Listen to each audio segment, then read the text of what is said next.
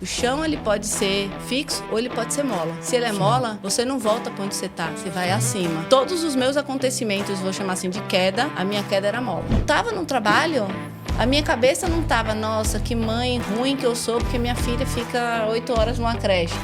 Não era, eu tinha que trabalhar, meu marido também, a nossa realidade. A definição de sucesso, ela é maleável. Sucesso para mim durante um tempo foi ser diretora. Hoje, sucesso para mim é eu conseguir transformar cada vez mais vidas das mulheres que eu trabalho em sucesso. Eu quero que preste atenção, muita atenção nessas duas frases. Nem toda missão é performance. Às vezes é política, é timing, ou a falta da conversa difícil no momento certo. E crescer é buscar a experiência dos outros para encurtar sua curva de aprendizado ou evitar o prejuízo. Isso aqui, ó, é só um tiquinho do que veremos hoje. A convidada de hoje saiu de estagiária a diretora.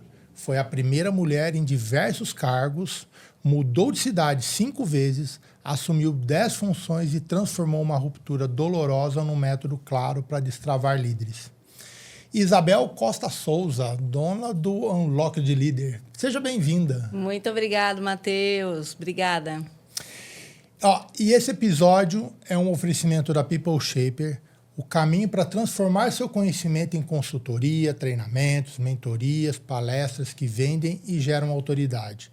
E da Skill Flow Educação Corporativa, programa sob medida para desenvolver lideranças que transformam e trazem resultados sustentáveis.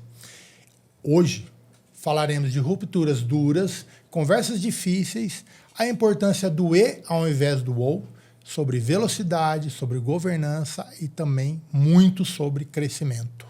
É isso? É isso mesmo, acho que muito mais, né? O que vai fluir por aí. Uma honra estar aqui hoje com você, viu? Que bom, obrigado. E obrigado pelo convite. Eu acho que você, não só hoje, mas na sua carreira inteira, né, é um exemplo pra caramba para mulheres. Sinceramente, eu acho que...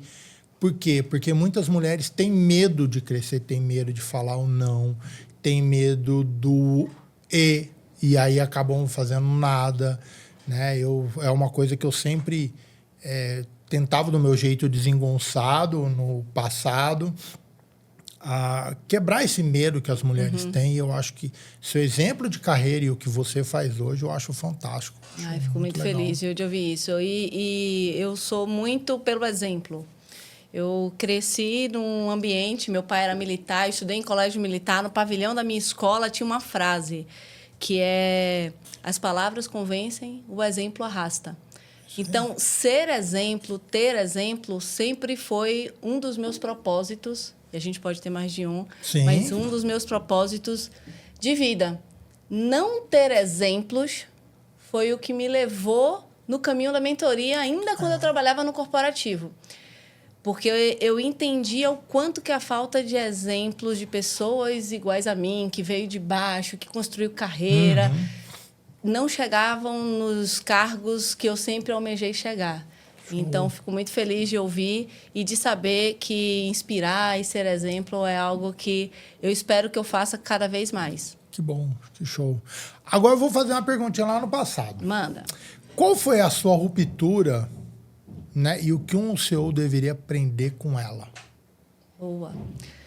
Cara, eu acho que eu tenho aqui 2 rupturas na minha vida. A primeira, quando eu tomei consciência que eu era boa. E eu precisei que outra pessoa dissesse isso para mim. Eu tive um mentor de vida, assim, na minha carreira. Eu tive um líder maravilhoso, o César. Se ele estiver vendo, um grande abraço, César. Hoje o cara é o VP da China, pra você ter noção onde o cara é. E esse cara olhou para mim e falou assim... Ele me chamava de Creuza. Creuza, você não faz o básico. Porque eu falei para ele uma vez isso. Não, César, o que eu faço é porque faz parte do meu job description. Ele falou, não, você não entendeu. Você faz além, você precisa se enxergar desse jeito. Então, acho que essa foi uma ruptura para eu ter a confiança de galgar e de sonhar mais do que o que eu sonhava. Então, o que eu deixo, talvez, aqui para os CEOs é para que tenha esse olhar para os talentos brutos. Sim. Porque muitas vezes, principalmente eu acho que as mulheres, de maneira geral, e aí tem um monte de histórico por trás, a gente tende a falar menos da gente. É verdade. A gente tende a falar menos o que a gente quer. A gente tende a se expor menos. Então, esse olhar minucioso para o talento faz com que você consiga abrir caminhos, ter exemplos e esse exemplo ser multiplicado ao longo dos anos. Não, perfeito. E não é uma questão de, é uma questão só de mulher, não. Eu acho que você está certíssimo, porque as pessoas, em geral, têm medo de tudo. Né? Tem medo de pedir ajuda, tem medo de correr atrás de alguém que vai ensinar para eles, né? Fica esperando cair do céu alguém que fale para ele o que esse ex-chefe falou. Mas as mulheres têm um medo muito maior. Né? É uma coisa que é bem... E é muito legal, acho que é esse seu recado. Assim, né? Você teve a sorte de ter alguém falando para você.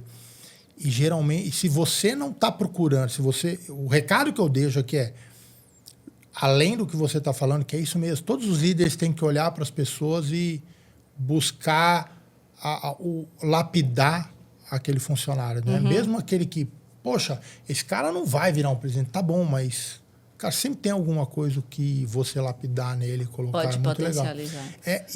E aí o que eu falo para os demais é, cara, se não tem ninguém fazendo isso por você, procure quem vai fazer. Exatamente. Aí tem dois pontos. Tem dois pontos muito importantes, assim. Acho que a mentoria entra muito nesse lado. Parte de mentoradas que eu tenho, não tem essa pessoa que fala você é boa e qual é o caminho que você precisa fazer. Se você não tem, você tem como buscar alternativas para que você consiga se enxergar dessa maneira. A mentoria é uma delas também. Sim. Um outro ponto que eu acho que é bem importante desse tema, Mateusão, é assim... Cara, o que é o medo? É a incerteza do futuro. Quanto mais medo a gente tem, a gente cria ansiedade, etc., a gente deixa de viver o estado presente e a gente foca no futuro. E muito desse futuro não tem a ver com a gente, cara. Tem a ver com os outros. O que o outro vai pensar de mim, o que o outro vai achar do que eu estou fazendo. E aí, nisso, a gente vai criando necessidades de validações. Sim. Então, uma das coisas que eu prezo muito dentro da minha mentoria e do meu método e de como eu penso é crie você o seu alto padrão de exigência. E você é a sua validação. Saiu da reunião, a sua validação é, cara, fui bem, estudei, fiz tudo que eu precisava e deu tudo certo? Deu. É você a sua validação. Acho que esse é parece uma ação pequena, mas ela muda a maneira como você age. Perfeito. E como os outros, no final, acabam te percebendo. Perfeito. Não, mas é isso mesmo. Você mudar internamente, eu concordo plenamente. Eu acredito muito no poder do eu. Acho que outro dia eu falei sobre isso, eu falei assim, foque em você. Foque naquilo que você tem ação. Quanto mais você focar no que você pode mudar e menos você focar, e se, porque a gente adora, né?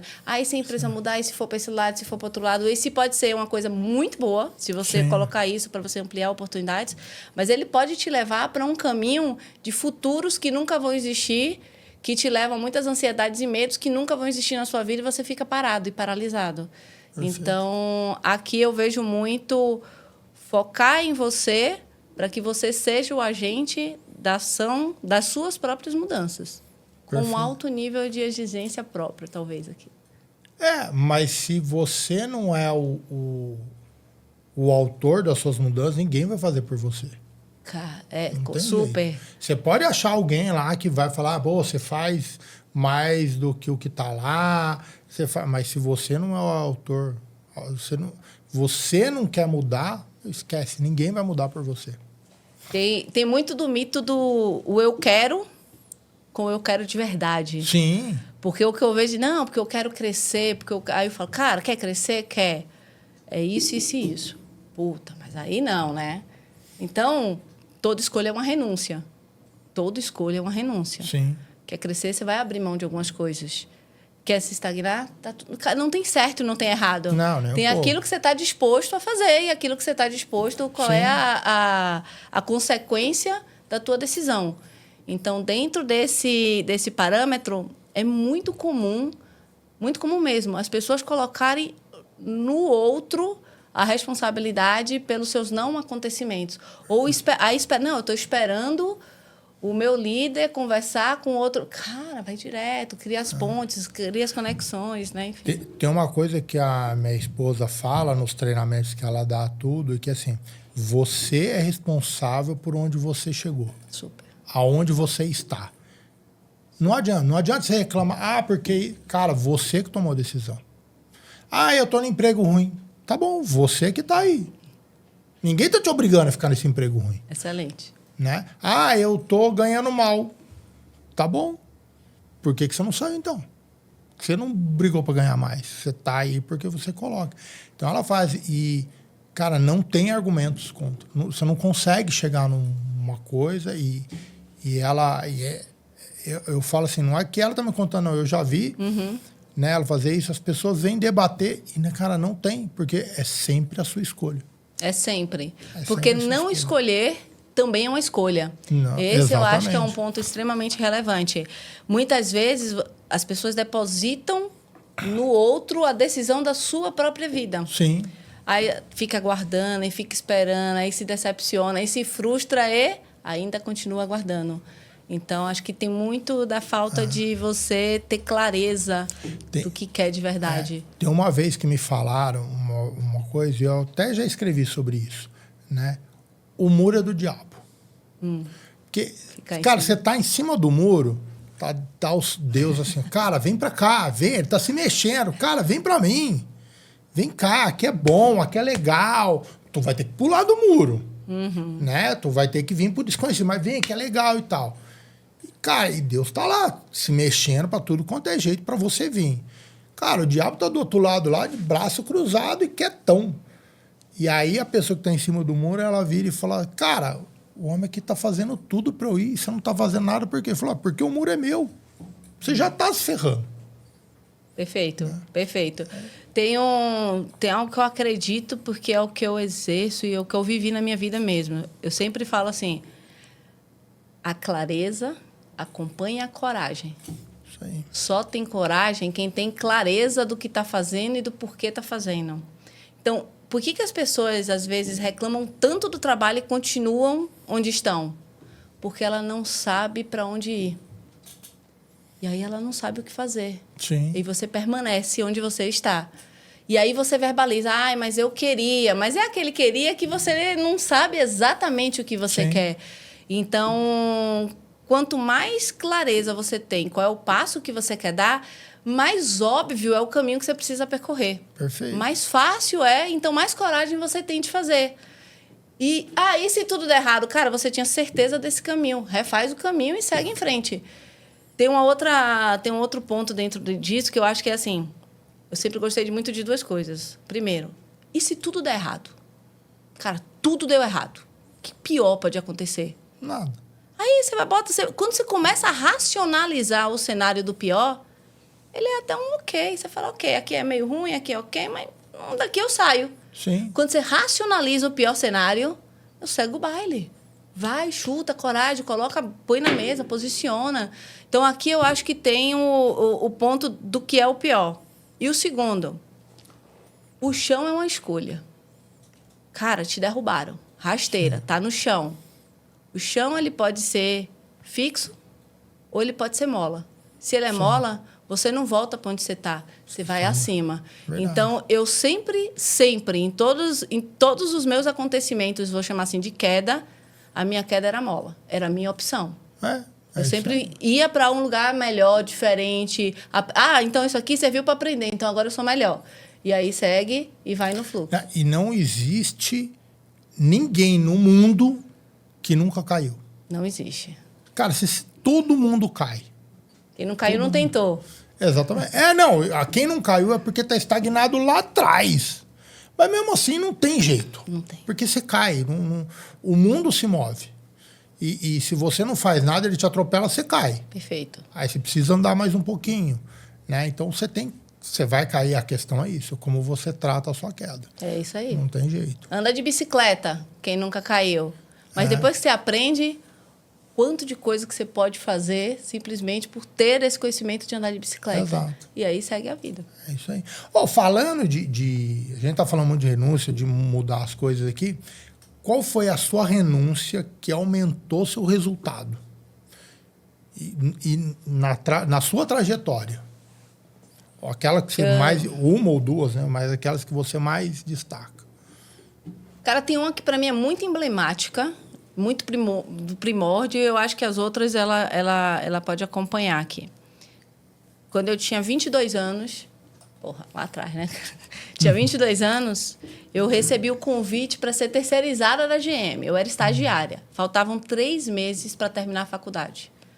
Eu sempre fui boa aluna, enfim. Ali eu tinha uma opção. Ou posso ir para ser terceira, não era nem GM, em Sorocaba, sou de Salvador, meu sotaque aqui não nega, né?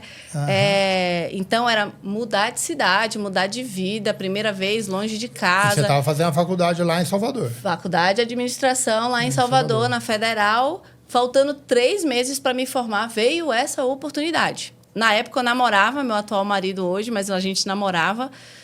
E ele já sabia. Eu falava, se tiver uma oportunidade na GM, vai ser em São Paulo, eu vou, a gente continua junto, namoro à distância, aquela coisa toda. Beleza. Cara, eu fui. Eu convenci todos os meus professores, nem sei, lá em 2006, 2007, a terminar meus 3 meses de uma maneira diferente. Então, todos abriram exceção. Então, eu convenci professor por professor. O namorado a continuar namorando. Sim. A família primeira filha, sair de casa, Sorocaba, interior de família São Paulo. Família militar, que também não é tão simples assim. Não, mãe professora, aquela coisa toda. Tem isso também. Tem. E aí, cara, era uma época onde não tinha WhatsApp. Você quer falar, você marcava a hora no MSN, passagens aéreas caríssimas, e eu ia para ganhar e ficar com R$0 na minha conta. Era a aposta. A minha grande renúncia foi abrir mão de tudo que era gostosinho, né? Confortável, para apostar num grande sonho. Show. Nessa época, com 22 anos, sabe o que eu fiz? O que pior pode me acontecer? Cara, vou trabalhar lá, vou me dar 2 anos, me dê um prazo. Fico lá 2 anos. Se der tudo errado em 2 anos, tenho uma experiência na empresa de São Paulo, volto para Salvador e daqui para cima. Bora. Fui. Se eu não tivesse ido, hoje eu não estaria contando a minha história do estagiário diretora em grande multinacional, primeira mulher diretora em 100 anos de história, enfim. Eu acho que uma outra renúncia foi, ao longo da minha vida, eu sempre tive as conversas difíceis com o meu esposo. A gente está junto há 25 anos, então a gente sempre conversou muito. Os meos sonhos é o sonho dele sempre viraram os meus sonhos, então a gente tem sonhos em comum, são os nossos sonhos. E para os nossos sonhos acontecerem, eu sempre falei, cara, eu quero ser diretora. Quero ser diretora dessa empresa, tal. Para ser diretora, eu tenho que morar em São Paulo. Cara, ele é dentista, bucomaxilo. Então, ele não é nem a primeira porta de entrada assim, de um paciente. Então, para ele, essa minha vida de mudança era péssimo. Sim, porque ele depende de alguém indicar ele, né? Exatamente, de montar carteira de clientes. Então, para ele, quanto mais estagnada eu estivesse em um lugar, melhor. E para mim, quanto mais eu mudasse, mais oportunidades eu tinha. E aí, você estava onde? Nessa época, a gente namorando, eu já estava em Salvador, fui para Recife, de Recife. Recife, que era a propósito de vir para cá. Aí eu vim para cá. E aí eu falei, bom, aqui pelo menos dá para dar uma estagnada, porque eu consigo crescer dentro de uma mesma localidade. E ele ficou indo e vindo, vivemos de ponte aérea durante muitos anos. Então, assim, é uma renúncia da parte pessoal, porém, que me fez ter muita tranquilidade de que ele estava bem, eu estava bem. Para a gente funcionava, era um acordo que para a gente funcionava. E aí começamos, era uma semana aqui em São Paulo, depois 2, depois 3, e aí aqui estamos e ficamos, e a migração foi completa. Mas durante um grande período E como é que foi para ele vir para cá? Não é fácil. E eu sempre tive muita consciência. Porque, olha que engraçado, essa parte é boa também. Eu sempre vi as esposas que viviam essa vida de mudança que eu vivia. Eu não vou falar que são todas, porque não eram mesmo, mas, assim, boa parte delas eram muito infelizes com a parte profissional. Porque tiveram que abandonar, cuidar dos filhos, ficava mudando com o esposo. E aí eu vi o outro lado. O cara trabalhando e a cobrança em casa. Puta, minha mulher fez a janta, não dá para ir porque a gente agora tem uma reunião. Então, eu sempre vi os dois lados da moeda. E para mim era muito claro, cara, eu não quero essa vida para meu marido. Então, a gente sempre teve as conversas de vem para cá, então agora a gente aposta em você. Aí ele veio aqui, fez um monte de curso, fez mestrado, criou network. E aí, quando as coisas foram melhorando, uma semana virou 2. Continuou melhorando, 2 semanas virou 3. Continuou melhorando 100% aqui. Compramos a sala e hoje ele tem o consultório dele, 3 salas, grande, enfim. Ele também foi vindo aos poucos também. Aham. E pra gente sempre funcionava. Legal. Então, show. porque, trabalhava 14 horas por dia. Então, eu acho que... E aí, cada família tem o seu modus operandi, né? Pra gente, isso sempre funcionou e sempre foi muito bem. Então, pra ele foi difícil vir. O início é muito complicado, mas a nossa estratégia foi vamos ampliar seu network, porque a partir do network você vai conseguir ir trabalhando e ganhando seu espaço. E foi assim. Perfeito, que legal. Caraca, funcionou muito. Longo prazo, né, cara? Sim. Resultados assim, não, porque tem que ser em 2 meses, puta, aí um pouco de pé no chão, todo mundo abrir. Mas aí a tecnologia nesse ponto acho que ajuda, né? Muito WhatsApp, muita ligação de vídeo, porque é a maneira que você tem de ir quebrando também essas barreiras e distâncias. Cara, não, eu tô pensando assim, o quanto o esforço seus, né, para que isso acontecesse. Caraca, não é fácil. Para os dois. Exatamente. Para os dois, não é nenhum nem outro. E você quer saber uma coisa? Eu sempre fui muito consciente do esforço. E isso era, para mim, uma força para o meu trabalho. Eu tinha um lema assim, diário. Assim, toda vez antes de eu entrar no portão da empresa, eu sempre falava assim, hoje eu vou dar o meu melhor. Cara, eu falava para mim, hoje eu vou dar o meu melhor. Aí tinha dia que você não dava o melhor, tinha dia que você ficava meio ali, né? Você fala, cara, hoje não foi bom, mas amanhã eu vou dar o meu melhor. E quando eu não dava o meu melhor, olha qual era o meu pensamento. Cara, hoje eu não fiz jus a todo o esforço da minha família. Caraca, que cobrança. Hoje eu não fiz o esforço da minha família, então amanhã eu venho e vou dar o meu melhor. Ia lá e fazia as coisas acontecerem. Tem uma outra coisa, cara. Eu abri mão de tudo que são dos meus valores, tá? Tudo que, para mim, era mais importante. A minha família, estar longe das pessoas que eu mais gosto, do lugar que eu me sentia em casa. Hoje eu já me sinto em casa por aqui mesmo, mas que eu me sentia em casa. Se eu abrir mão disso, eu não posso vir para cá e fazer mais ou menos. Sim. Na minha cabeça era, cara, se eu abrir mão disso, eu tenho que ser maravilhosamente excepcional. Se eu não for excepcional, eu não estou dando jus a tudo que eu estou abrindo mão. Então, para mim, era uma força a mais para eu conseguir fazer sempre o meu melhor. Uma coisa que eu estou me tocando agora aqui é que nesse negócio de você, que eu entendi na sua idade, então tá bom, então eu vou para São Paulo trabalhar. Aí você vinha, passava uma semana aqui, aí depois você voltava. Ele fazia a ponte aérea. Ele ficava fazendo a ponte aérea. Você ficava direto aqui e ele ficava fazendo a ponte aérea. Exatamente. Tadinho dele. Tadinho. Mas, de certa forma... Não, eu acho que tem mais aí tem que ser ele. Eu acho que não tinha que ser você, não. Cara, não, Até era ele. Pelo cavalheirismo, no mínimo. E porque, assim, momentos de vida, né? Eu vim pra cá, a gente tinha 1 ano de casado. Cara, eu comprei um hack, o hack não chegou na minha casa, não deu tempo. Eu cancelei o hack já que, demorou de entregar, agora não quero mais. Agora eu tô em São Paulo, né? Já era. Mas foi exatamente isso, cara. E aí, quando eu vim, ele estava terminando a residência dele em Bucomaxilo. Então, ele estava no processo de começar a estruturar para ganhar corpo. Lá, ele tinha muito mais network, contato, as pessoas indicavam, ele tinha muito mais cirurgia. E aqui... ninguém conhecia ele, como também ninguém me conhecia, então era começar do zero.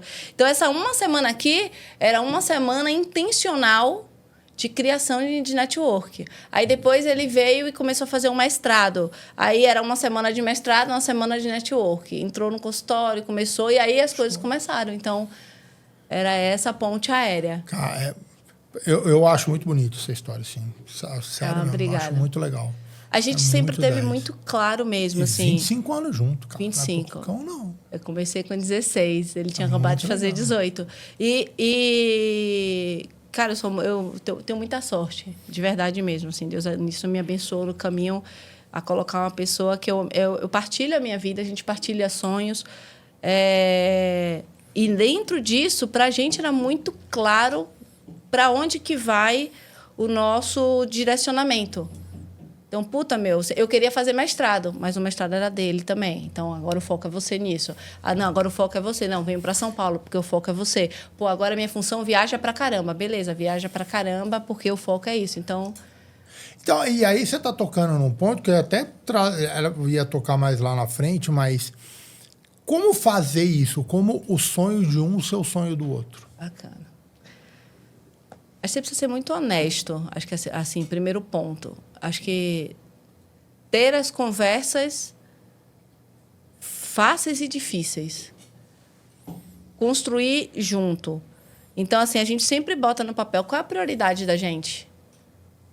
A prioridade é viajar, a prioridade é abrir consultório, a prioridade é... Qual é a prioridade?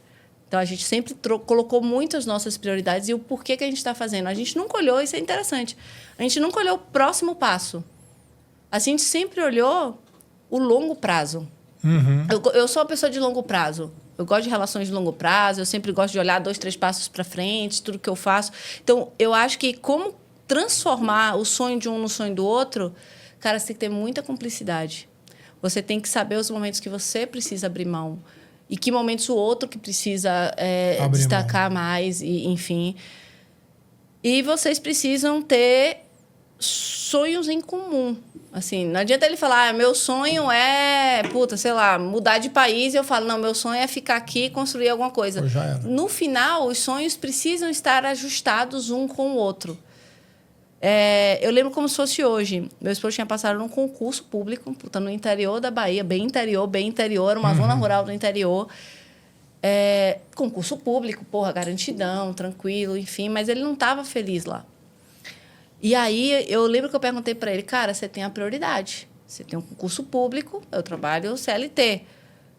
É aí o seu futuro? É aí o nosso futuro? Ele falou, não é. Eu falei, então sai logo. Sai logo, já que você vai sair, vem para Recife. Aí foi na época que ele mudou para Recife e a gente morou junto nesse período. E lá em Recife, ele começou a trabalhar, aquela coisa toda, muito ainda começando os networks. Eu falei, cara, mas qual é o seu sonho? Ele falou, mas eu tenho esse sonho de ser bucomaxilo. Mas eu tenho que ficar 3 anos sem trabalhar. Porque é uma residência full time. Então, na residência, você recebe uma bolsa, mas assim, bolsa para você estudar. Eu falei, vai que estamos junto. E ele foi. E já teve os momentos também de eu, agora, assim, recente, que eu falei para ele, cara, vou parar de procurar emprego, fazer mentoria. Ele falou, vai que eu tô contigo. Então, bicho, essa parceria da gente é o que eu acho que faz os sonhos, a gente saber que os nossos sonhos, eles são suportados. Eu não sonho só, né? A gente sonha junto. Show. Porque... Show isso aí, porque uma coisa que eu vejo muitos casais, né? Cara, um não tem o sonho do outro, assim, pode até apoiar, mas não é o mesmo sonho. Uhum. E é uma baita de uma diferença. Uhum. Né? Vou dar exemplos até mais gritantes, cara. Tem o casal, eles se adoram, gostam pra caramba. Mas eles não conversam sobre filhos, porque um fala, eu não quero ter, aí o outro fala, adoro tanto, eu gosto tanto dele, mas eu queria ter filho. Mas pelo casal, eu seguro de não ter. Cara, qual é a dor que você vai pagar lá na frente? Né? Outra, que é muito fácil, não se conversa sobre dinheiro. Como é que a gente vai ganhar? O que é meu dinheiro? O que é o seu dinheiro? O que é o nosso dinheiro? Né? Como é que você gasta, como é que eu não gasto, e aí não se conversa sobre isso, aí um vira o gastão, aí o outro não é. Uhum. Né? São conversas, para mim, muito básicas e são muito difíceis. Sim, né? Sim. E que são exemplos que a gente tem que falar. Eu super concordo. Sabe essa história do o E potencializa e o O limita? Aham. Para mim, ele veio muito forte na história da decisão da maternidade. Eu sempre gostei de criança, né? Queria ter filho, mas durante um período da minha vida, que foi o período de... A idade chegou, aqueles 30, 35, aí fica aquela... O sininho biológico tá batendo, exatamente, igual maluco. Eu comecei a ter dúvida. Cara, eu não sei se eu quero ser mãe. Meu marido ouviu aquilo e falou, você tá louca? Você sabe que eu quero ser pai desde os 16. E aí, cara, enquanto eu não tivesse certeza que era isso que eu queria, o não prevalecia. Óbvio que não foram discussões fáceis. Por que eu tinha dúvida sobre a maternidade? Porque eu não via exemplos de mãe e executiva no ambiente onde eu estava. Não com assim, no nível que a gente era e coisas do tipo. Então, assim, cara, e foi aí que eu percebi o quanto a falta de exemplos, que era algo que eu sempre lutei, né? Assim, de ser exemplo, que o exemplo não fosse problema. Aí caiu a minha ficha de, cara, não é que eu não quero ser mãe. Aí, muita... né? Autoconhecimento. Não é que eu não quero ser mãe. Eu acho que ser mãe vai me impossibilitar de ser diretora. Quando eu cheguei nessa conclusão, eu falei, então tá na hora de ser mãe. Porque a pergunta que eu respondi para chegar nessa conclusão foi assim, se você não estiver mais nessa empresa, ou essa empresa te demitir, você vai se arrepender se você chegar aos seus 40, 50 e não for mais mãe? Eu falei, vou. Então, eu não quero me arrepender dessa decisão. E foi aí que tudo começou. Mas, durante um período, essa foi uma discussão. E aí foi a história do Cara, não é que eu tenho que ser mãe ou executiva. Ser mãe e executiva, ele é possível. E o meu esposo, ele sem querer, querendo, não sei, ele soltou uma frase maravilhosa. Porque eu falei isso pra ele. Eu falei, cara, mas não tem ninguém, porque não tem exemplo. Às vezes a gente fica nessa, né? Perfeito. E ele falou, super justo. Se você não tem exemplo, seja o seu melhor exemplo. Cara, ele falou isso pra mim. Bateu. Eu falei, ele tá certo. Se todo dia eu acordo pra dar o meu melhor... Você quer vontade de ser pai. Você viu, cara? Só tá... Você quer vontade de ser pai, mas fantástico. Perfeito. E, cara, a partir desse dia eu falei, cara, você é meu melhor exemplo. Eu preciso ser esse exemplo. E é engraçado que, mesmo você não percebendo, depois que eu fui mãe, meu medo, 3 meses depois que eu voltei da minha licença maternidade, eu fui promovida a diretora. Que legal. E eu ainda naquela, será que eu preciso me provar, etc., 3 meses depois, promovida a diretora. E conversas difíceis. Viagem. Promovida a diretora, numa posição que eu tinha que viajar pelo Nordeste, Norte e Centro-Oeste inteiro do Brasil. Com criança pequena? Minha filha ia fazer 8 meses, 8, 9 meses. É isso aí. E aí eu falei, cara, vou ter que viajar. Segura o tranco? Segura o tranco. Aí, sabe qual era a pergunta que eu mais ouvia durante essas minhas viagens? Nossa, e a sua filha? Tá com quem? Eu falei, não, tá com meu esposo. Sozinho? Tá com meu esposo. Que falta de confiança com os pais. O pai. Era um ambiente muito masculino. Então, assim, eles vinham pela realidade dos olhos, da ótica deles. Se eles não cuidavam, eles ficavam, como assim? Seu marido que cuida sozinho, mas não tem ninguém. Mas é em qualquer ambiente isso. Eu já escutei isso. Mas você tá cuidando do seu filho? Eu falei, cara, não vou enfiar numa máquina de lavar e vou tomar banho, não, filho. É engraçado, né? E às vezes são perguntas e preocupações que não existiria no universo oposto. Mas tem, porque eu escuto de mulher. Olha que louco. Hoje não, né? Porque meus filhos já estão tudo gigante, grande já, com família já. Mas eu escutava de mulher. Eu falei, mas você vai cuidar do seu filho? Eu falei, mas qual é o problema? Então, assim, não é... Concordo que no meio que você trabalhava, como é um meio muito mais masculino, não tenho dúvida nenhuma. Mas, cara, eu escutava isso de mulher... E pelo mesmo motivo, porque elas também sofrem a influência de estar num lugar mais masculino e tal. Não, meu ponto é assim, cara, se você você acabou de ser pai e tá viajando, ninguém vai perguntar com quem tá seu filho. Não vai. Cara, isso é verdade. Pergunta recorde. Mas com quem tá sua filha? Não, tá com meu esposo. Sozinho? Nossa, mas ele consegue? O pai, né?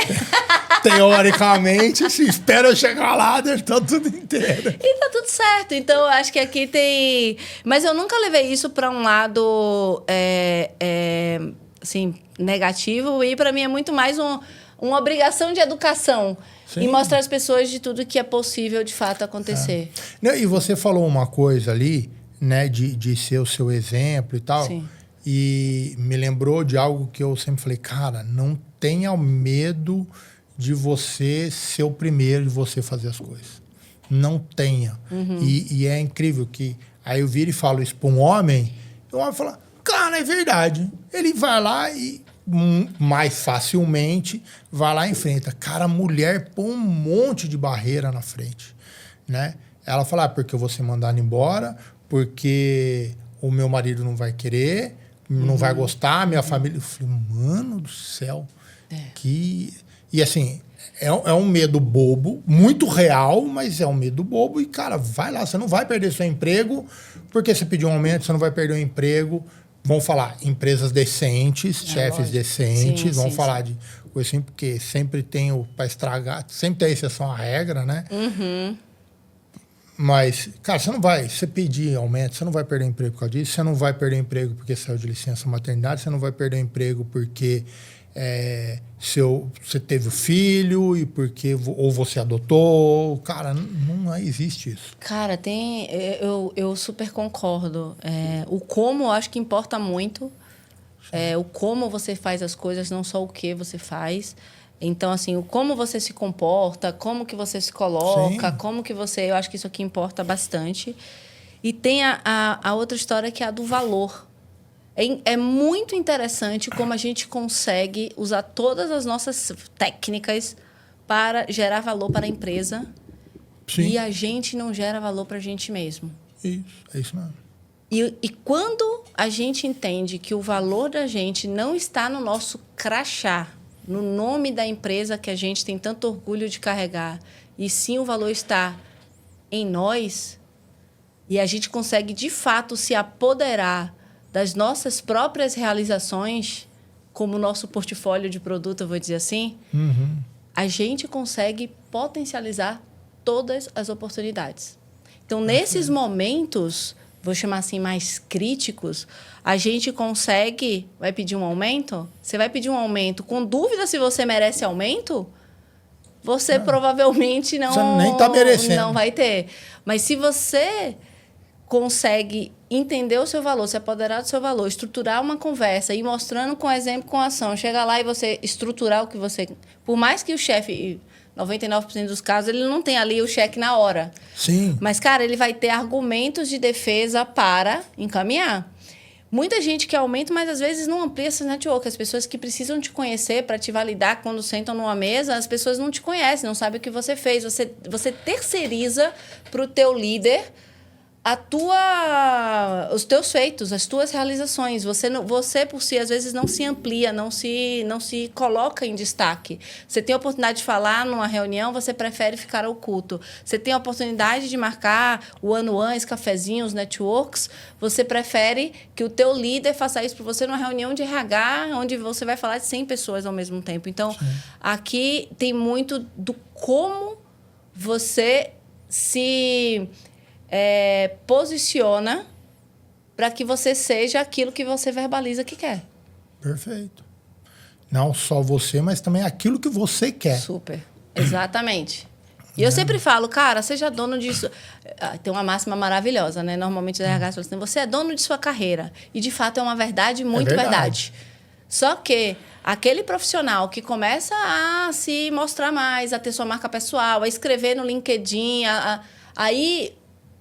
Existem, às vezes, assim, líderes ou colegas que começam a dizer, mas você está colocando porque você está procurando emprego, porque você não quer... Aí começa a deteriorar aquela pessoa que quer se mostrar mais. E por que isso acontece? Porque a história do você é dono da sua carreira desde que seja dentro do meu PJ.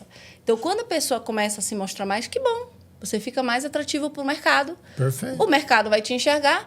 Ficar na empresa precisa ser uma opção. Sim, exato. Esse foi o meu maior erro do corporativo, de verdade. Porque eu sempre amei o que eu fazia, eu sempre enxerguei muito valor no que eu fazia, eu sempre me senti ouvida, em destaque. A cada 1 ano e meio eu mudava de função. Então, eu sempre tinha ali novos desafios, novas funções. Aí foi uma mesma empresa, mas eu passei por várias empresas dentro dessa empresa.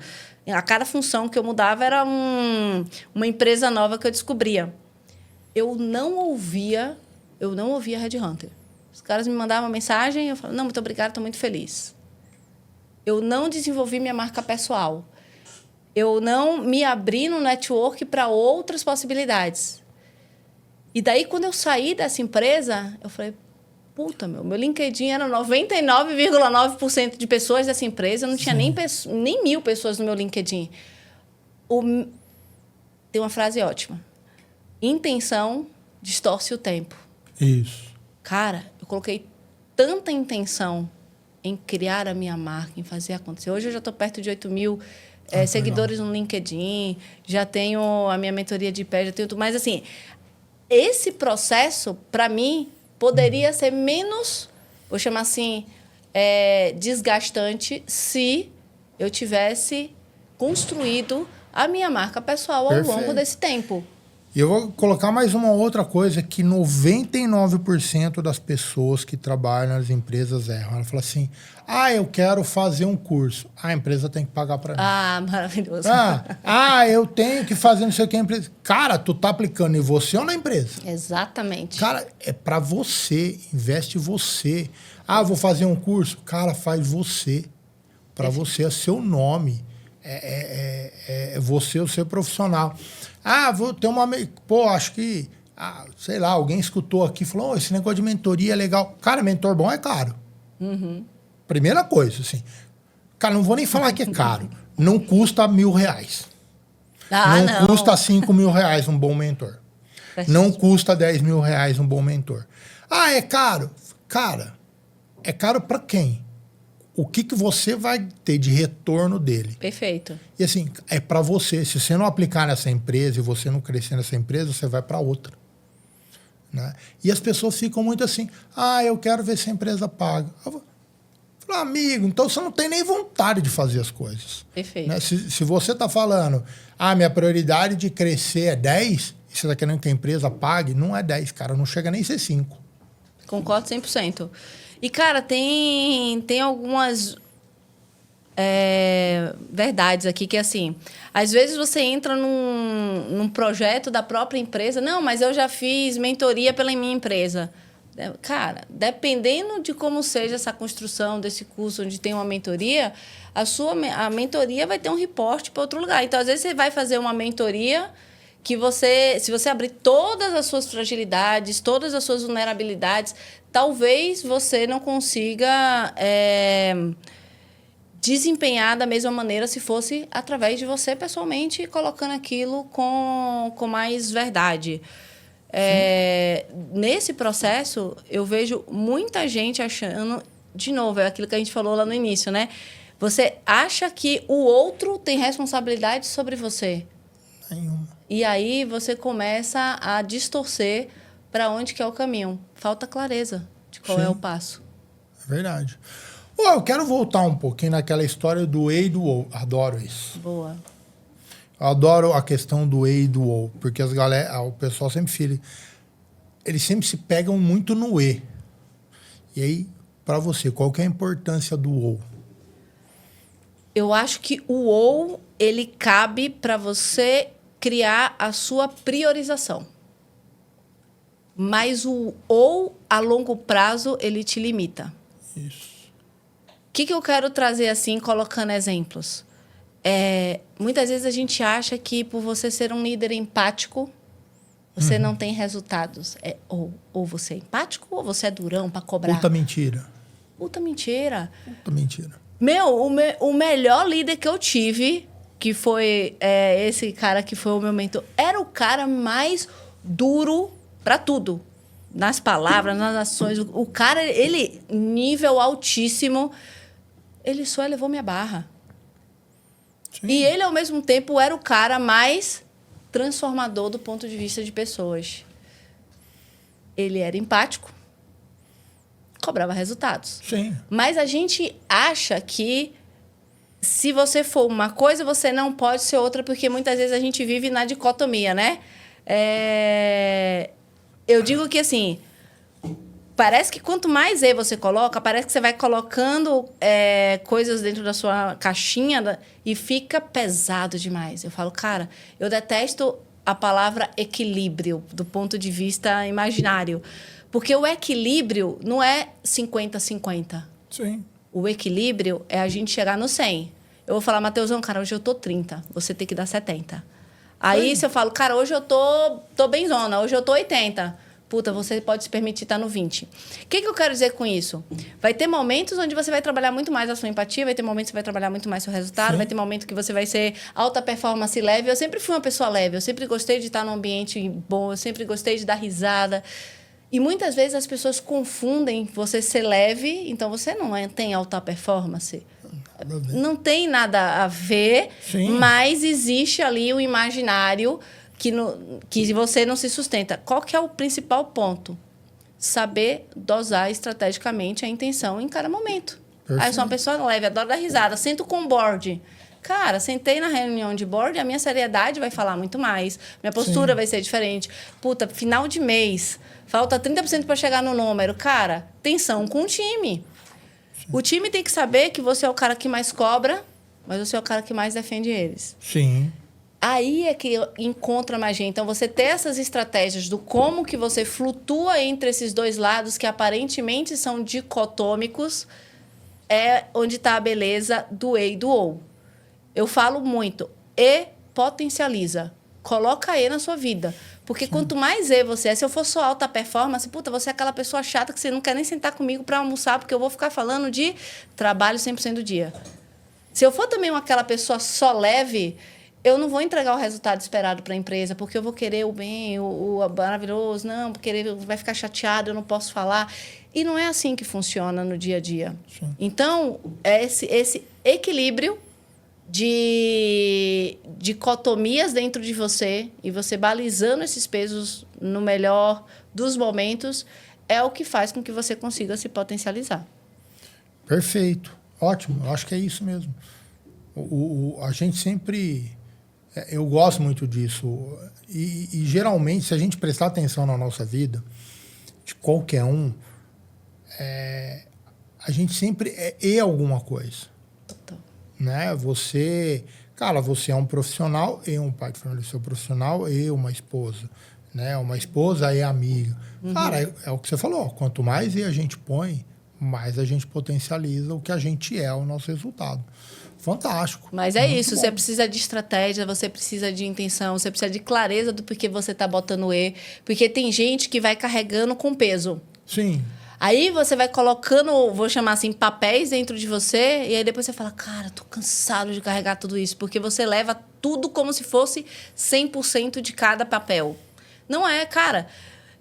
Falei pra você, né? Mãe e executiva. Como que eu lidava com isso, por exemplo? Quando eu estava no trabalho, eu estava no trabalho. Sim. Aprendi a ficar offline, principalmente depois que a minha filha nasceu. E aí, quando eu estava com ela, eu estava com ela. Os filhos transformam a gente. Transformam. Fantástico. Cara, eu ganhei muitos bons skills depois da maternidade também. Só que nessa de você saber ligar o momento, as pessoas perguntavam para mim, de coração mesmo, Bel, mas você não fica... Porque minha filha, com 6 meses, foi para creche. Cara, minha família toda é de Salvador, meu esposo também, Sim. Não tenho rede de apoio. A nossa opção como família foi, puta, entre uma babá e uma boa escola, tá tudo certo. E ela foi pra escolinha com 6 meses. As pessoas falavam comigo como se eu tivesse, assim, enterrando um negócio, com um peso do tipo... Nossa, tadinha, né? Cara, tá bem pra caramba. Tá brincando com um monte de gente. As crianças, num colégio maravilhoso, introdução alimentar. Meu, Sim. Tá lindo, maravilhoso, que bom. E que bom que a gente podia proporcionar isso pra ela. Perfeito. E a gente ter essa tranquilidade. Então, quando eu tava no trabalho, a minha cabeça não tava, nossa, que mãe ruim que eu sou, porque minha filha fica 8 horas numa creche. Não era, eu tinha que trabalhar, meu marido também, a nossa realidade. Então, não ter culpa... Porque decisão é decisão. Não ter culpa pelas decisões tomadas faz parte da estratégia de você conseguir ser cada vez mais E. Boa. Você falou sobre quantos anos ela tem? A Bebê ela vai fazer 3. 3 anos? Vão pensar no segundo? Estão pensando no segundo ou não? É uma discussão. A Bela veio de um processo, cara. Eu vou falar porque muitas pessoas passam por isso. Quando eu decidi ser mãe, na minha cabeça, puta, nunca tive nenhum problema ser mãe, mês que vem estamos grávidos. Nada, cara, passou 1 ano, nada. Um monte de exame, ninguém tem nada, mas não vinha. Então, a gente decidiu partir para a FIV. E dentro dos processos de FIV... que é FIV? É fertilização in vitro. Ah, tá bom. E aí, a gente partiu direto para um processo de fertilização, que é um processo... Puta, você toma hormônio pra caramba, demora... Pesado pra caramba pra mulher. Pro casal, normalmente, é um momento muito solo. Você não senta e fica falando, nossa, sabe o que é? Estamos passando agora... E aí, você tem ali um monte de expectativa, de ansiedade. E, puta, será que vai dar certo? Será que vai dar errado? É um processo caro. Então, assim, tem muito emocional e o racional ali envolvido. Sim. E durante um tempo, eu até me culpei. Eu falei, cara, sabe o que é isso? Eu falava que não queria ser mãe. E tinha esse ponto meu, assim, pessoal, de culpa também. Fizemos a FIV. Cara, a gente já estava indo... Eu passei por tudo que você imaginar. Eu tive gravidez química, que é uma gravidez que você olha lá, ele dá um positivo muito baixinho e depois vai diminuindo.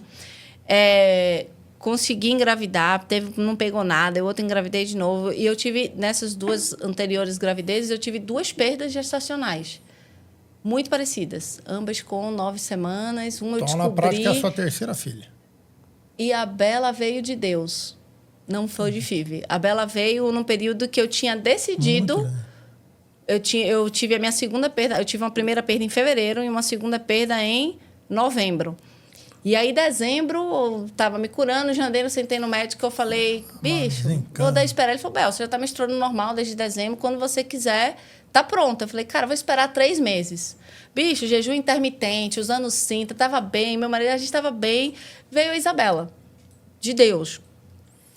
O ponto aqui principal, assim, do processo é que eu realmente acredito que hoje eu sou uma mãe infinitamente melhor.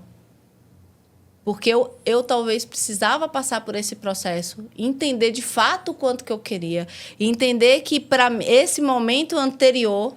Então, eu sou muito grata a Deus por ter colocado essa dificuldade na minha vida para eu conseguir ser a mãe tão presente que eu sou para a Isabela em todos os momentos, mesmo nos momentos que a gente tinha pouco tempo de vida. Você fala de sonho, eu comprei o sonho da minha esposa. Qual foi? Que é o sonho, nosso sonho agora é levar os 8 netos para Disney. Então, nós estamos só Porra, sendo bicho, filho, ainda vamos bem fazer que ela baixou, hein? Aproveita o sonho. Agora é fazer os nossos filhos ter filho. Pô, já tem um, agora já o segundo vai... Daqui a pouco vem o segundo. Vai ser maravilhoso. Vai ser, agora a gente vai... Vamos, galera, vamos que vocês têm que produzir aí, mano. Mas é isso. Eu não quero nem os pais juntos, é só a gente. E tem que sonhar alto, vai botando o sonho alto. E eu falei pra ela, falou, azar o dela, porque eu sou igual as crianças nesses parques, né? Então ela vai ter que cuidar de 9. Vai ser ótimo. Ela vai ter que cuidar de 9, não é de 8, não. Porra, vai ter que contratar a van lá. Eu não falo nada. A última vez que a gente foi para os Estados Unidos, ano passado, né? E a gente foi com um monte de amigas dela, que era de um congresso, eu fui encontrá-las depois do congresso, né? Cara, eu era o tio da van, né? Porque eu ficava cuidando de um monte de mulher. Deus amado do céu, cara. Eu e mais 7 mulheres. Olha, senhora, você era o tio da van, levando as mulheres para cima e para baixo. Boa. Cara, me fala uma coisa. Tem um pontinho aqui, que eu anotei aqui com certo carinho, que é o inglês. Que história foi essa do inglês? Cara, o inglês é assim... eu fiz inglês na minha infância, escola de inglês, aquela coisa toda, mas ninguém sai fluente de uma escola de inglês, assim, ninguém não, né? Mas assim, a maioria das pessoas, eu não saí, pelo menos. E a falta do uso também vai deixando você ali enferrujado. Então, para mim, o inglês era um ok, vamos mandar um e-mail, vamos fazer, mas eu mudei para uma função onde o inglês ele era requisito primordial. Toda reunião do board era em inglês, tinha projetos que eram globais, então você tinha que receber também muita gente de fora. Então, você tinha que falar inglês. Quando eu assumi essa cadeira, eu sofri. Eu lembro como se fosse hoje, a primeira reunião que eu tinha que fazer para o presidente, todo o board, etc. Eu tinha 20 minutos de pitch, enfim, para falar de um produto. Cara... Mas foi só falar ou os caras iam fazer pergunta e vocês óbvio, né? Você vai fazer pitch e o cara não faz pergunta, o cara interfere, o cara vai. Então, assim, era presencial. Eu já estava fazendo professora particular, comigo, mas tinha aquela questão de eu não me sentir confiante pro negócio. Vai para casa, chora, reza, liga pra mãe, reza por mim, amanhã tem reunião. Fui para casa, cara, eu passei a noite em claro, eu acho que fui dormir umas 3, 4 horas da manhã, repassei toda a apresentação, eu decorei a apresentação de cabo a rabo. Fui no dia, fui lá. Esse meu antigo chefe estava na reunião, deu uma elogiada no final, nem pô, mandou bem e tal. Porque eu estava confiante, sabia o que falar, entendia as perguntas, consegui colocar e por aí vai. Mas por que inglês para mim foi um ponto? Porque eu tinha na minha cabeça que eu tinha que ser fluente. Uhum. Daí, eu comecei a entrar em umas reuniões, aí você via lá, puta, entrava uma pessoa, outra de níveis acima. Aí eu olhava assim e falava, pô, meu inglês é melhor do que o dele, hein? E o cara lá, e o cara falava. Sim. E por aí vai. E nisso, cara, eu mudei. Porque quando eu tinha uma reunião que do nada, e às vezes do nada entrava um gringo, era 50 brasileiros e um gringo. Aí do nada a reunião, guys, let's switch to English. Aí você mudava pro inglês e tinha que... Segue o fluxo. E segue o flow.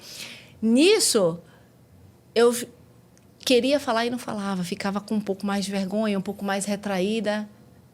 Foi nesse dia que eu decidi mudar o meu foco. Eu saí do foco de tenho que ser fluente para eu preciso me sentir confortável. Quando eu mudei o foco para eu preciso me sentir confortável, eu me permitia errar. Sim, perfeito. Eu posso falar um nós vai, nós vem. Eu posso soltar uma misturadinha. É importante o cara entender. Isso. E eu consegui ser entendível. Óbvio que não é o ideal, etc. Você vai trabalhar para que não seja. Mas foi a partir desse momento que eu comecei a me soltar mais e fazer o inglês para mim de uma maneira muito mais natural. Boa. É isso. E eu tenho um amigo meu que é engraçado. Ele falou, cara, olha que louco. Eu tinha um inglês avançado, médio para avançado, aí eu decidi mudar para Londres. Catou, esposa, cachorro, filho, recém-nascido, foram embora para Londres. Falei, cara, eu não tive problema para arranjar emprego lá. Pensa, meu inglês era médio para avançado, eu não tive problema para ser um analista sênior nas empresas lá e todo mundo falando inglês. Zero problema. Beleza, resolvemos voltar para o Brasil. Cara, eu tenho dificuldade de ser aprovado no meu inglês aqui, empresa que mal é mal fala. Eu falei, cara, qual é a lógica? Eu falei, mano, pergunta pros caras aí. Eu também não entendo, mas é verdade. Ele falou assim, cara, a exigência do inglês para entrar na empresa aqui é muito maior do que eu saber inglês em Londres. É um disparo, assim, gigante. E a hora que você fala... eu acho que isso trava muita gente. A hora que você vai para entrevista de inglês, tem que falar, você se permite errar, você erra menos e vai muito mais fácil. Com certeza. E, cara, tinha um colega de trabalho, a gente era pá. Ele tinha um inglês muito ruim. E ele era muito cara de pau. Muito. E aí, nessa reunião do board, ele era baixinho, aí ele ainda levanta a cara da mesa e fala, solta. Eu falei, cara, ele teve coragem de soltar uma dessa aqui, hein? Eu pensando comigo mesma. Mas, ao mesmo tempo, eu falei, cara, mas ele tá falando, e você tá... Eu na minha autoconfiança, ele tá falando, você tá calada, né, Isabel? E aí, nesse dia, eu passei a admirar muito mais esse meu colega cara de pau. E eu aprendi que todo mundo é inspirável. Todo mundo. Basta a gente querer ver o lado das pessoas. Sim. E toda vez, e isso funciona muito, é até técnica de oratória. E toda vez que eu precisava falar inglês, eu me colocava num personagem que era ele. Eu usava o nome dele. Hoje eu vou ser fulana. E aí eu ia. E aí eu falava e a B me permitia mais. Então, aqui, eu acho que tem o ponto de você se sabotar menos e de você conseguir, às vezes, se ver em terceira pessoa para que você consiga vestir os vários papéis que você pode exercer de uma maneira mais natural. Show. Você hoje, como mentora, né, trabalhando muito, qual é o tipo de... como é que eu vou trazer a pergunta agora aqui para ficar fácil aqui para todo mundo, mas normalmente, dos seus mentorados, né, qual é o principal lombada que eles põem na carreira deles para seguir em diante? Eu tenho, eu vou chamar assim, 3 perfis de mentoradas. Eu tenho mentoradas que querem crescer na carreira, ou que até já cresceram, mas não se sentem confortáveis na cadeira que estão. Uhum. Eu tenho mentoradas que estão num processo, eu vou chamar assim, de transição de vida ou transição de carreira, ou estão no mercado, ou querem transacionar para outro segmento ou para outra empresa. E eu tenho mentoradas que estão no processo de saída do CLT e indo para o empreendedorismo. Tá. Para cada uma delas, esse ponto, eu vou chamar assim, vai de lombada, ele é diferente. Mas tem algo que é meio inerente de todas. O desenvolvimento da autoconfiança, porque aí a autoconfiança, dentro dos 3 casos, a gente consegue seguir. E dentro desse processo da autoconfiança, você conseguir ser a sua própria validação e depender menos da validação alheia. E aí esse processo de validação tem assim, bastante coisa dentro disso. Mas, de maneira geral, eu diria que é sempre sobre a pessoa. Sempre a pessoa. Sempre sobre a pessoa. Sempre, 100%. As lombadas estão nas nossas crenças que nos limitam a que a gente acredite que a gente pode ser diferente. Eu falo assim, qual que é a entrega da mentoria? Qual que é o ponto principal da mentoria? Eu falo, cara, a mentoria ele é um processo de aceleração de tempo. É isso aí. É levar você de um ponto A para um ponto B. O que é o ponto A? Quem é você? O caminho que te leva para quem você quer ser. Esse caminho ele pode ser mais tortuoso se você ficar ali dentro de você mesmo num movimento de tentativas e erros. E a mentoria ele te leva de uma maneira muito mais rápida, muito mais clara, muito mais direta. Qual que é normalmente esse ponto, Matheusão? Muita gente não sabe quem quer ser. Cara, quem você é, quem você quer ser. Como você quer ser vista? Que imagem você quer passar para as pessoas? Até onde você quer ir? Até onde vai ter o sonho? O que mais você quer, sabe? Assim, então, essa projeção de você, muitas vezes, não é clara. Aí já começa por aí. O segundo ponto é como eu faço para chegar lá.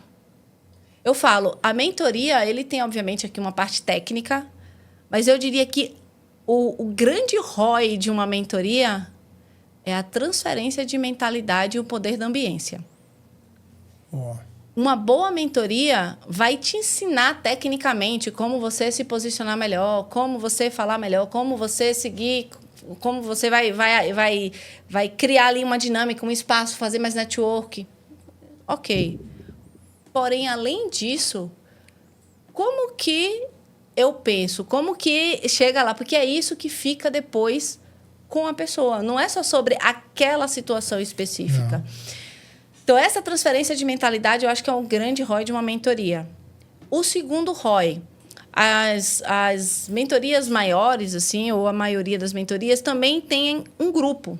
Você tem um clube, um grupo que acaba se conectando por estarem com o mesmo mentor. Perfeito. E, naturalmente, cada um dentro das suas próprias realidades, com desafios que são, às vezes, diferentes, mas que, no fundo, na raiz, tem ali o mesmo ponto. Eu tenho um lema, que é um mantra, que é mais do que um mantra, que é uma visão de vida. Eu uso muito o juntas somos mais fortes. Essa é uma frase que eu sempre falei, desde a minha época do corporativo, e eu digo que o meu clube, ele é a materialização do juntas somos mais fortes. Perfeito. Então, eu tenho um acordo com as minhas mentoradas. A força do grupo é fantástica. A força do grupo, ele impulsiona. É engraçado porque a gente, às vezes, não tem referências da nossa vida. Muitas vezes a gente não sabe quem a gente quer ser porque a gente não vê. Aí, de novo, a história da falta do exemplo. Sim. Quem chegou lá que poderia me impulsionar? O Flávio, o Joel e o Caio não sabem, mas eles são meus melhores amigos. O Flávio, ó, já sou íntima, né? O Flávio Augusto Carneiro, o Joel J. Cara, são meus best friends, mas eles não sabem. Eu consumo eles todos os dias. Todos os dias. Mais de 1 hora por dia. Por quê? Porque a mentalidade que eles têm é algo que eu quero ter cada vez mais. Então, a gente acha que ambiente é só o espaço físico onde a gente está. E a gente pode quebrar isso e deve quebrar isso de maneira intencional e estratégica quando a gente se amplia. Então, quando você tem referências muito altas, a probabilidade de você mirar na Lua, acertar a estrela é muito maior do que você mirar no poste e acertar ali o meio do caminho. Perfeito. Então, o clube ele serve exatamente para que você possa ter outras pessoas de referência que te ajudam a te funcionar a mirar cada vez mais alto. Sim. A levar o push sempre, a régua sempre para cima. É isso aí. Não, sempre tem que admirar o cara que está acima de você. Eu falo, eu prefiro ser o pior entre os melhores do que o melhor entre os piores. Mano. Perfeito, tá perfeito. Eu gosto muito dos 3, mas eu gosto muito mais dos 3, assim. Eu gosto muito da forma do Caio trazer, como ele fala, tudo. O Flávio, de uma outra forma, fica um segundinho ali logo um pouco. E você sabe que... Eu lembrei agora que a gente estava conversando no final. Você falou do Caio. Minha esposa estava numa mentoria do Caio. E aí ele falou uma coisa e ela falou assim, não, fala de novo que eu preciso gravar para mandar pro meu marido. Eu falei, claro. E aí ela filmou, tem essa filmagem. E é muito legal, porque ele fala o seguinte, eu, Flávio e o Joel, toda decisão que a gente toma, aliás, nenhuma decisão que a gente toma sem consultar nossas esposas. Se elas não vierem junto com a gente, se elas não falarem que ok, a gente não toma. E não é questão de elas conhecem, não. Cara, é a parceria. É o casal tá junto. E aí conecta muito do que você falou todo no começo. Assim, totalmente. É muito legal. E elas estão dentro dos negócios, né, deles também. Sim. Não, mas mesmo que não esteja, e ele estava falando exatamente, mas mesmo que não esteja, né? Tá bom, vamos pegar do Flávio. Cara, o Flávio tem, sei lá, quantos mil negócios o cara tem. A esposa pode estar no máximo saber de 10 dele, sei lá, que ela saiba dos 1000, mas ela não está dentro dos 1000 como ele, né? Mas a parceria dela fala, não, vai fundo, né? Tô contigo, dá certo, deu errado. É muito... Acho isso muito poderoso. E é porque... Acho que é o Joel que fala, né? Saúde, família, trabalho, não inverta a ordem. Então, você não tem saúde, você não consegue cuidar da sua família. Sem a sua família, por que você trabalha, né? Então... tem gente que investe e cada um tem os seus conceitos de sucesso, mas eu acho que aqui é um ponto que combina com os valores e com o que eu acredito de fato. Concordo. Cada um segue a sua receita e beleza, eu respeito pra caramba, mas é bem isso mesmo, aonde você coloca a sua prioridade. É isso. Eu não coloco... Caraca, mano, a hora já deu pra caramba. Nossa, foi rápido, né? Nossa, nem fala. Mas eu preciso fazer uma aqui, ó. Qual que é a sua regra de bolso? Pro dia a dia, pronto. Ou que sirva, né? Ou que sirva tanto para o que você pode falar para as pessoas que ainda estão lá trabalhando no CLT, para as pessoas que estão empreendendo e para as pessoas que estão transacionando. Seja grato, transforme a queda em mola e tenha muito claro o que é sucesso para você. A definição de sucesso ela é maleável. Sim. Sucesso para mim durante um tempo foi ser diretora.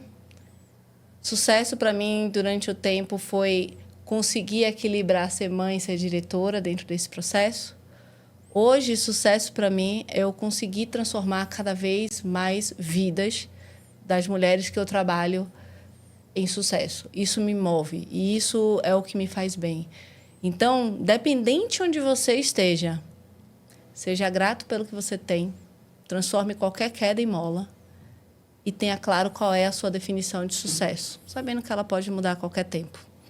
Acho que isso te dá uma clareza de onde você tem que ir, o que você tem que fazer, quais são as decisões que você tem que tomar, quais são as conversas que você tem que ter.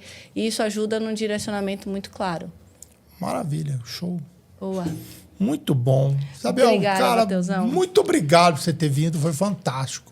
Você aqui... Cara, agradeço demais. E eu vou fazer. Depois eu vou te convidar para vir para cá, porque, cara, tem mais muito assunto que eu queria falar contigo. Não falta história, né? A gente faz uma parte 2, pode deixar. Eu falo, o meu problema é que tem tempo limitado, mas se botar uma cervejinha aqui, uns petiscos. Mas vamos longe. Aqui eu Traz passo a caipirinha noite. pra mim, a gente fica bem. Passa a noite aqui, mano. Boa, Mateusão, muito obrigada, de verdade mesmo. Me senti muito lisonjeada de estar aqui no dia de hoje, poder compartilhar um pouquinho da minha história. Espero que possa ajudar cada vez mais pessoas. Fica aí o meu convite aberto a todo mundo que estiver assistindo. Se quiser falar um pouco mais comigo, super à vontade para me procurar nas redes sociais. Eu mesmo que respondo a todos. E eu sou muito ativa e responsiva, né, em todos os casos que aparecem. Em tudo que sai na rede vai ter o contato dela. Pode ficar tranquilinho. Perfeito, então. Obrigada, meu querido. Obrigado a você. E, gente, muito obrigado. Dá o seu joinha, seu like, ajuda a gente pra caramba. Manda pra quem você acha que é legal. Fala do canal que ajuda a gente pra caramba. Até mais, gente. Tchau, tchau.